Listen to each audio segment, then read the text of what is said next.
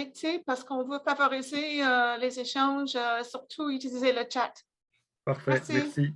Bon, ben alors on peut rester connecté et on se revoit à 13h30. Bon appétit et à tout à l'heure pour celles et ceux qui nous rejoindront à ce moment-là. Merci Merci, à tous. merci à tous.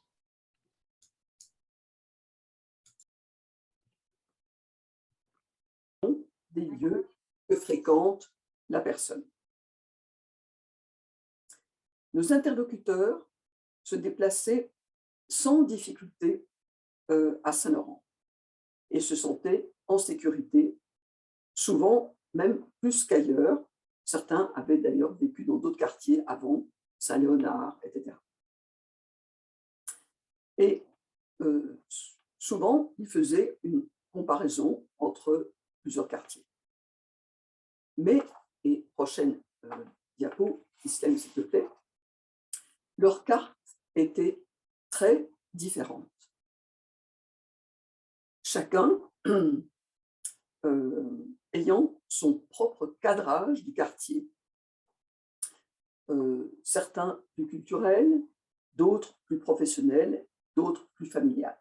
Vous voyez d'ailleurs que les limites de couleurs différentes ne correspondent pas. Chaque cadrage reflète les besoins quotidiens de chaque participant. Ils évoquaient souvent d'abord les épiceries ethniques et puis des parcs qu'ils aimaient fréquenter en famille ou bien seuls ou bien avec leurs amis. Très peu étaient décrits comme inhospitaliers. 4 lieux sont revenus souvent dans leurs propos. Même si on a entendu parler d'une très grande diversité de lieux. Et ces 4 lieux-là étaient vraiment abordés par une très grande majorité. D'abord le Cari, qu'on apprécie non seulement pour les services offerts, mais aussi pour les qualités relationnelles du personnel. C'est un endroit où on aime revenir et on aime aussi flâner dans le parc voisin. Le deuxième, c'est la bibliothèque du Boisé, qui offre des ressources pour toute la famille, mais qui est surtout appréciée pour la beauté de son cadre et du bâtiment. Il procure de la fierté en quelque sorte aux nouveaux arrivants. Très haut dans la liste, et j'insiste très haut, vient le café Tim Hortons du métro Côte-Vertu. On peut y inviter ses amis, rencontrer sa famille et éventuellement même inviter les enquêteurs de l'enquête. Les vidéos publicitaires de la compagnie font d'ailleurs écho aux habitudes des immigrants, puisque ces vidéos mentionnent « Welcome home ». À notre surprise, le Cégep Saint-Laurent revient souvent aussi dans les entrevues. Non seulement parce que plusieurs y ont suivi des cours de français, mais surtout, et c'est important, parce qu'il est fréquenté par tout le monde, y compris par les locaux, les Québécois francophones. C'est aussi un lieu qui accueille les nostalgies. Par exemple, certains regrettent l'ambiance d'études qu'ils connaissaient dans leur pays d'origine comme enseignants. Et c'est la raison pour laquelle ils aiment bien venir flâner au cégep.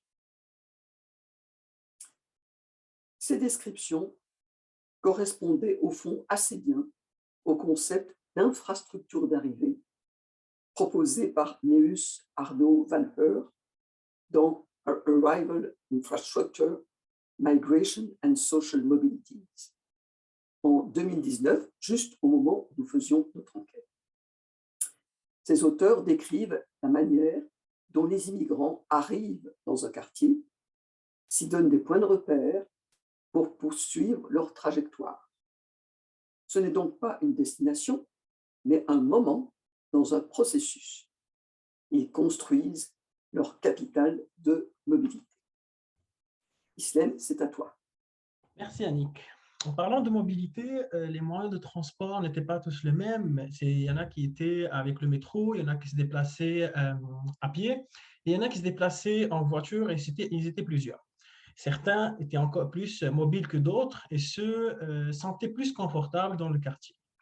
Les propos des demandeurs d'asile trahissaient parfois de l'insécurité, freinaient leur mobilité, alors que les immigrants qualifiés, du moins la plupart, exploraient le territoire avec curiosité, surtout les mères de jeunes enfants. Et si on revient un peu aux infrastructures d'arrivée, ils sont donc en fait configurés par des subjectivités variées qui les déplacent dans les parcours migratoires, notant l'importance des commerces dans les lieux évoqués, en plus des parcs. En revanche, nous avons peu entendu parler des lieux de culte. L'accueil se fait aussi dans les lieux affectionnés par les nouveaux arrivants, comme les lieux qu'ils ont visités leur premier jour ou leur première semaine à Montréal. Maintenant, si on revient un petit peu à notre deuxième terrain, qui est Peter McGill, qui a été amorcé un peu plus tard, à la veille de la pandémie, et donc malheureusement a dû être interrompu. Mais dans ce petit moment-là qu'on a pu faire des entrevues et des observations, nous avons pu en fait faire des observations avant et durant la pandémie qui montrent la différence entre la vie de quartier à Peter McGill et à Saint-Laurent, mais aussi qui font réfléchir aux effets éventuels de la COVID, notamment sur la sociabilité publique dans les quartiers centraux. Peter McGill est sans doute tout sauf un quartier accueillant au strict du terme. Pour les intervenants rencontrés, ce serait plutôt un quartier de transition pour les nouveaux arrivants. Plusieurs organismes rencontrent difficulté à rejoindre directement leur clientèle et ont d'ailleurs eu du mal à trouver des candidats à recruter pour nous, voire aucun. Il nous disait aussi que même, en fait, le fait qu'il y a peu d'espace public dans le quartier ou dans le strict où organiser les activités, il était difficile de développer un esprit d'ancrage dans la communauté. Surtout que, en plus de ça, la vie de quartier est quasi absente au centre-ville à cause du grand mouvement que connaît le bassin démographique et social du quartier. Par ailleurs, nous avons rencontré un participant qui est un réfugié syrien célibataire et il nous a dit se sentir parfaitement à l'aise dans l'anonymat de cette portion du centre-ville où se croisaient résidents, étudiants, travailleurs, ou consommateurs même. Alors que les familles de demandeurs d'asile qui avaient été hébergées au YMCA du Peter McGill et sont allés après vivre à Saint-Laurent où on les avait interrogés étaient soulagés de se déplacer. Logique, parce qu'en fait, l'absence d'équipement scolaire est une contrainte pour les nouveaux arrivants ayant des jeunes enfants, ainsi que le peu de parcs de proximité. Et les observations que nous avons effectuées en 2019 et en 2020, que nous avons abordées maintenant, en témoignent. En 2019, le quartier était une destination commerciale et économique. Les habitants partageaient ces espaces avec les non-résidents, comme les visiteurs, les employés, les touristes même. Néanmoins, à cause de la pandémie et le confinement qu'a vécu la ville de Montréal, les quartiers centraux ont été quasi désertés. En été 2020, les habitants ont récupéré leur quartier et le manque d'espace urbain dans leur lieu d'habitat s'est fait rapidement sentir au début du déconfinement. Ça veut dire que c'était vers mai-juin 2020, le premier déconfinement qu'on avait vécu. C'est là qu'on avait fait nos observations. On voyait en fait que des stationnements de voitures entre les hauts immeubles résidentiels à la place des ruelles vertes et des parcs pour les enfants qui assurent la vie de quartier dans les quartiers centraux de Montréal, les autres quartiers centraux. À cause de cette situation, les habitants se rencontraient dans les trottoirs vides, désertés si on veut à cause de la pandémie, et sur les paliers extérieurs pour pouvoir exercer un soupçon de sociabilité publique dans leur quartier. D'autre part, on a un peu focalisé notre observation sur Trinity Village et qui ne dispose que de parcs. L'esplanade Ernest Cormier, qui est plus ou moins loin des îlots de concentration démographique, et le Square Cabot, que des personnes autochtones et en situation d'itinérance se sont appropriées durant le confinement. De plus, les observations menées au début de la pandémie, et là on parle toujours de la même période, été 2020, dans les espaces publics du district, nous ont permis de noter certaines tensions dirigées vers les étrangers et nous ont fait réfléchir à l'évolution de la sociabilité publique de cette conjecture ponctuelle. Alors, en guise de conclusion,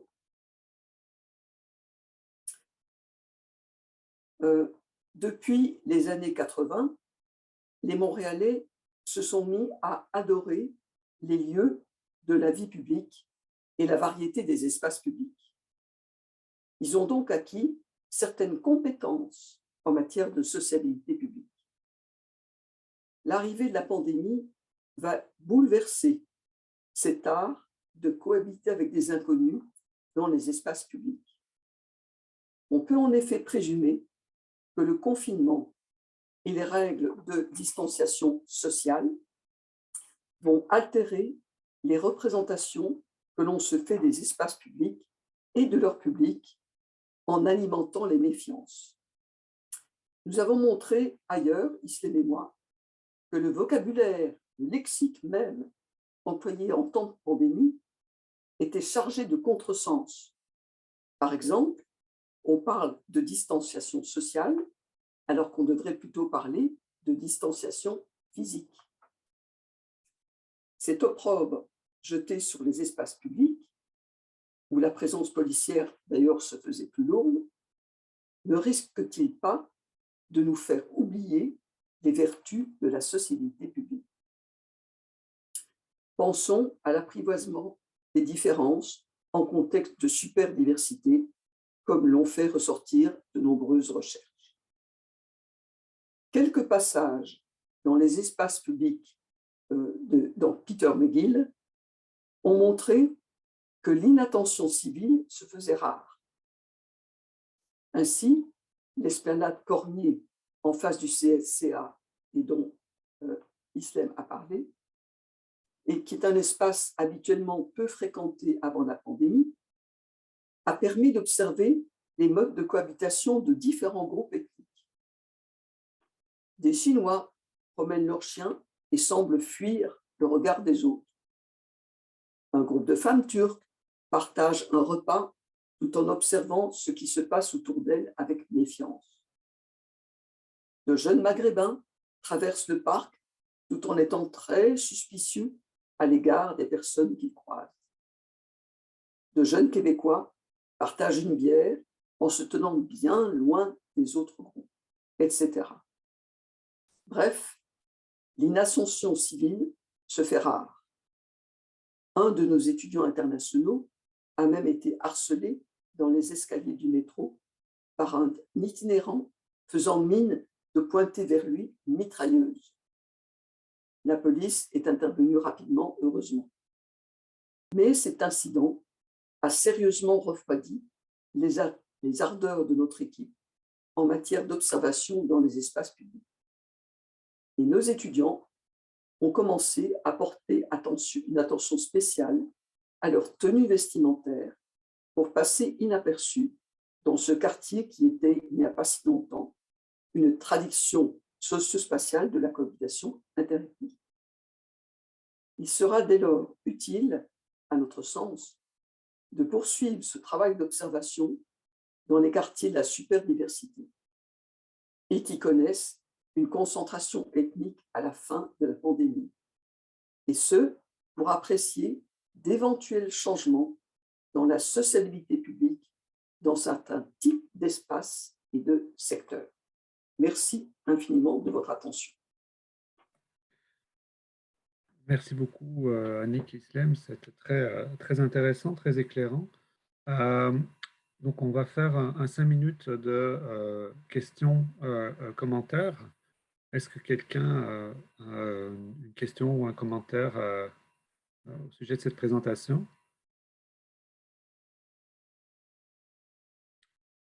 Ah oui, Jill Hanley. Oui, je voulais